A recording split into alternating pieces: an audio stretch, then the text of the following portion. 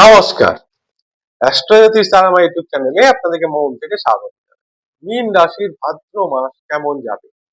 অর্থাৎ মীন রাশির তো সকলেই বলছে বিরাট ভালো সময়, বিরাট ভালো সময়। আর আপনাদের জিজ্ঞাসা করলেও আপনাদের মুখস্থ হয়ে গেছে যে মীন রাশির কি সময় যাচ্ছে, যেটা আপনারা বলবেন আপনি মীন রাশির 7.5 চলছে।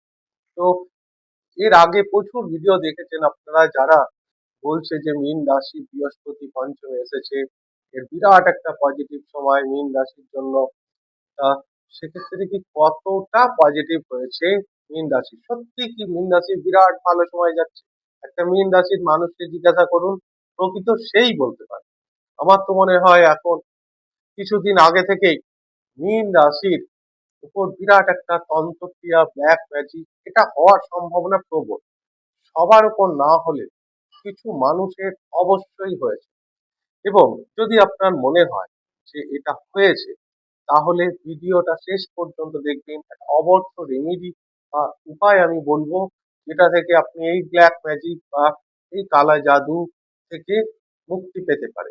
এটা আপনার নিকট লোকরাই করতে পারে, যারা আপনাকে চেনে, যারা আপনাকে হিংসা করে, যারা আপনার উন্নতি দেখতে পায় না, তারাই জেলাসিতে এটা আপনার উপর করতে পারে। সেটা আমি একদম প্রমাণ করে দেবো যে কেন মীন রাশির এই সময় ব্ল্যাক ম্যাজিক বা তন্ত্রক্রিয়া হতে পারে। আর যে মীন রাশির বৃহস্পতি পঞ্চমে গেছে, এত ভালো সময়েও কেন মীন রাশির মানুষরা ভালো সময়ের ফল এখনো পাচ্ছে না বৃহস্পতি, এবং এক্সাক্ট কবে থেকে পাবে এই মীন রাশির মানুষরা সেই ভালো ফল, সেটা আমি অবশ্যই জানাবো। এবং যদি আপনার জীবনে কোনো সমস্যা আছে, যে কোনো ব্যাপার, সেটা আপনার কেরিয়ার নিয়ে, চাকরি নিয়ে, হেলথ নিয়ে, এবং আপনার রিলেশনশিপ নিয়ে, বাস্তু নিয়ে, আপনি যে কোনো একটা প্রশ্ন করতে পারেন। ভিডিও নিচে এসে আপনার ডেট অফ বার্থ, টাইম এবং প্লেস সম্পূর্ণটা দেবে। অর্থাৎ কেউ জন্ম তারিখ দেয়, সময় দেয় না, কেউ তারিখ দেয়, মাস দেয় না, এরকম করলে হবে। সম্পূর্ণ জন্ম তারিখ, মাস, বছর, জন্ম সময়, এবং জন্ম সময় সকাল না বিকেল, কেউ 7টা দিয়ে দেয়। 7টা কি বুঝবো, সকাল, এম না পিএম, সেটাও দেবে। এবং জন্মের স্থান অবশ্যই দেবে। যদি সম্পূর্ণভাবে দেন, আমি উত্তর দেওয়ার অবশ্যই চেষ্টা করব, কিন্তু শর্ত একটাই, যে কোনো একটা প্রশ্ন আপনার থাকবে। এবার এই ভিডিওর শেষে আমি অবশ্যই ব্ল্যাক ম্যাজিক যেটা হতে পারে আপনাদের ওপর, সেটা আমি বলছি। দেখুন, মীন রাশি যে এখন বৃহস্পতি ট্রানজিট করছে খুব ভালো জায়গায়, আপনার আপনার 7.5 চলছে, শনিদেব বক্রি হয়েছে, তবুও আপনার বৃহস্পতি এত ভালো জায়গায় আছে, সে উচ্চ অবস্থায় আছে, পঞ্চম ঘরে আছে, কত ভালো জায়গায়, তবুও কি তার খুব ভালো ফল পাচ্ছেন? কেন পাচ্ছে না?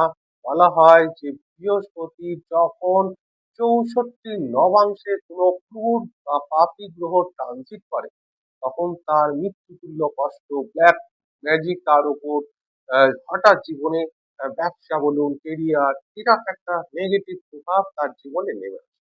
দেখুন, বৃহস্পতি যেখানে বসে আছে কর্কট রাশিতে, এখান থেকে গুনুন একটা একটা করে, 1 2 3 4, দেখুন 8 নম্বর ঘরে রাহু বসে আছে।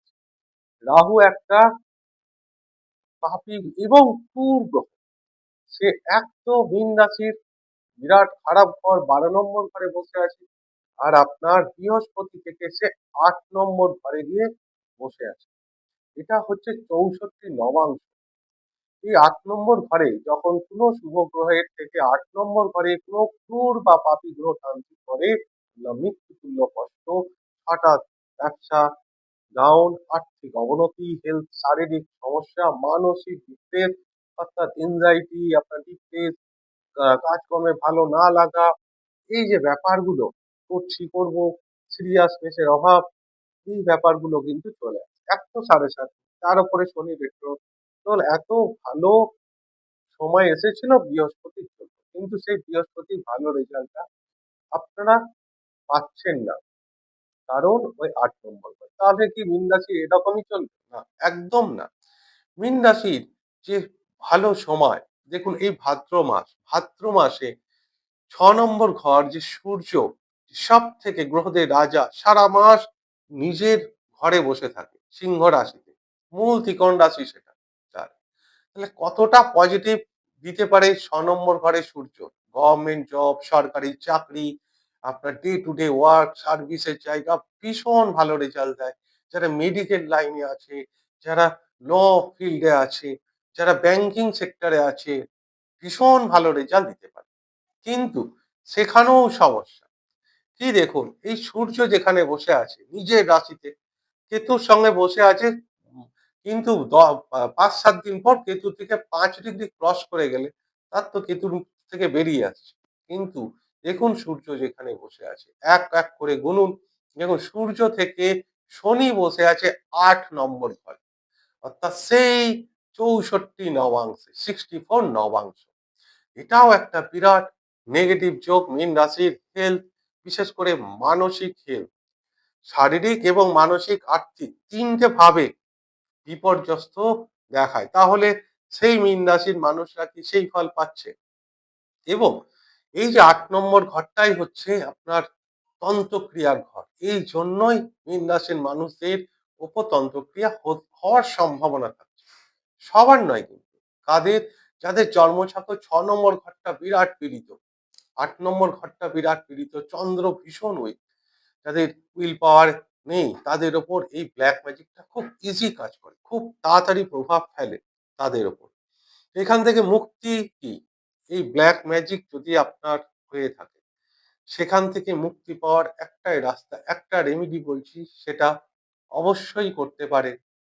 সেটা হচ্ছে আপনার এটা যেকোনো দিন করতে পারেন, কিন্তু সবথেকে ভালো শনিবার এবং আপনার মঙ্গলবার দিন করবেন। একটা লাল কাপড় নেবেন, যে কাপড়টা নতুন কাপড় ব্যবহার হয়নি, বা লাল চেলি একটা আনতে পারেন দশকর্মার দোকান থেকে। তার মধ্যে একটা ফিটকিরি নিয়ে আসবেন। মুদিখানা দোকানে পাওয়া যায় ফিটকিরি। ৳১০ ৳২০ নিতে পারে। সেই ফিটকিরিটা এনে ওই লাল চেলির উপর রাখবেন। এনে গুনে, গুনে ৭ খানা লবঙ্গ তার উপরে রাখবেন। ঠিক সেই লাল সুতো দিয়ে ওই লাল কাপড়টা ভালো করে বাঁধবেন। এবার এটা রাখতে হবে কোথায়? রাখতে হবে আপনার ডাইনিং রুমে, যেখানে প্রচুর মানুষ যাওয়া আসা করে। ঠিক মাথার উপরে কোথাও একটা কর্নারে আপনাকে ঝুলিয়ে রাখতে হবে। যাদের ডাইনিং নেই, তো আপনি আপনার ঘরেও রাখতে পারেন। যেখানে মনে হচ্ছে যে আপনার বিরাট একটা নেগেটিভ এনার্জি তৈরি হচ্ছে, তো সেইখানে এটা রেখে দিন। আপনি ঝুলিয়ে রেখে দিন। পুরো ভাদ্র মাসটা ১ মাস রাখুন। তারপরে সেটা নিয়ে কোনো প্রবাহমান জলে, গঙ্গার জল, নদীর জল, এ এটা ভাসিয়ে দিন।